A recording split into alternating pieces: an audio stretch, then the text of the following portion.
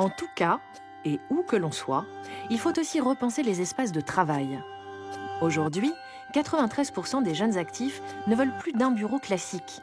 Et pour eux, il n'est pas question que le futur puisse ressembler à ça.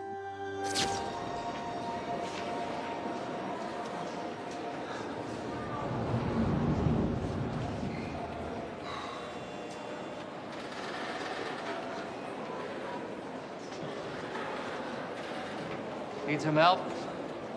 Yeah. I'm looking for station 15, sector 8. Designers, graphistes et créatifs en tout genre incarnent cette nouvelle génération de professionnels, indépendants et très mobiles.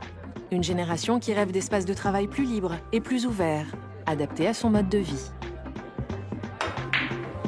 Alors, en 2050, les entreprises redoubleront d'imagination pour nous attirer et surtout nous garder. Ce sera même à celle qui nous offrira le plus de moyens de nous épanouir et de bien nous sentir au travail. Je ne crois pas que les entreprises de demain aient besoin de créer ce que j'appelle des îles enchantées, comme dans Pinocchio.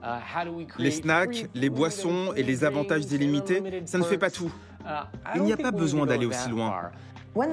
Quand les nouvelles sociétés du web pensent au bureau de demain, elles imaginent des employés qui jouent au ping-pong, dorment dans des hamacs ou dévalent un toboggan pour aller d'un étage à un autre. Ces propositions ont beau être intéressantes, le fait est qu'elles restent superficielles. Mais si demain, pour être bien au travail, nous écoutions d'abord notre corps?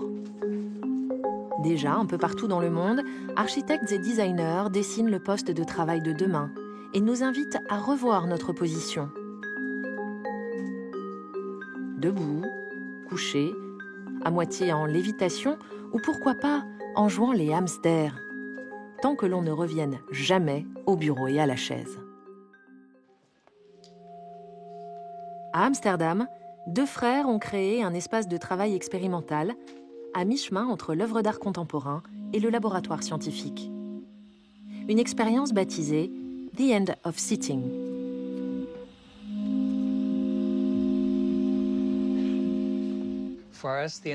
Pour nous, The End of Sitting, c'est un modèle de pensée, une vision futuriste qui permet de se projeter dans l'avenir. On voulait créer une installation artistique qui imagine le bureau de demain. Et dans cette vision, la chaise et le bureau n'existent plus.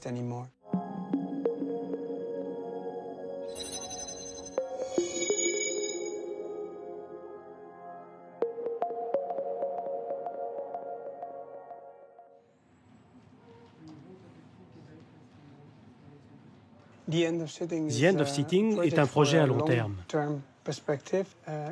Il faut changer la culture et les habitudes au quotidien. Cela va prendre du temps, parce que les gens sont habitués à leur chaise et à leur bureau. Il est difficile de s'adapter à un autre environnement. Quand on reste assis 8 heures par jour au bureau, qu'on se rend au travail en voiture ou en transport en commun, et qu'à la maison, on regarde la télé assis dans le canapé, ça veut dire qu'on a passé 12 heures en position assise. C'est très mauvais pour la santé. À ce stade de l'évolution humaine, il faut offrir des alternatives à la station assise pour provoquer un changement de comportement et inciter les gens à changer plus souvent de position. Puisque par défaut, on a tendance à s'asseoir, il faut créer un monde sans chaise.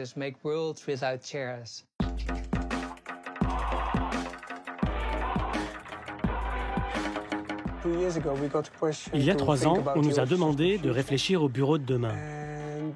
On a voulu montrer à quoi ressemblerait un lieu de travail sans l'architecture standard que l'on connaît, c'est-à-dire les fauteuils et les bureaux. On s'est concentré sur le corps humain et on a réfléchi à un nouveau type d'environnement professionnel, en mettant l'accent sur l'individu et non pas sur le bâtiment.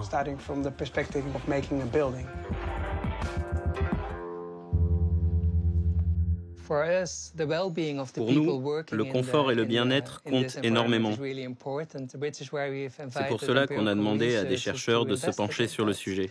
La première chose qui en est ressortie, c'est que les gens ont trouvé cet environnement propice au bien-être.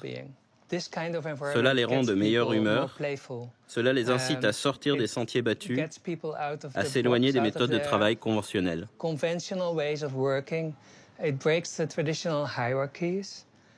Et comme ça bouscule la hiérarchie, ça leur donne envie d'expérimenter, sans trop se prendre au sérieux. Ils sont plus audacieux. Je crois que la raison pour laquelle cet espace les met d'aussi bonne humeur, c'est qu'il leur rappelle leur enfance, quand ils étaient beaucoup plus actifs et qu'ils passaient d'une surface de jeu à une autre.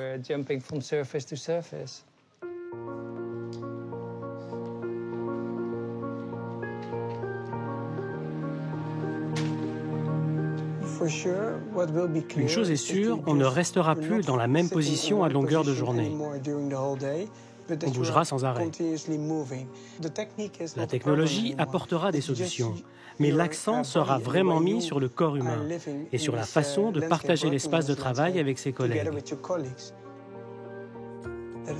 Le bureau ne sera plus un simple meuble, ce sera un nouvel univers dont nous ferons partie intégrante.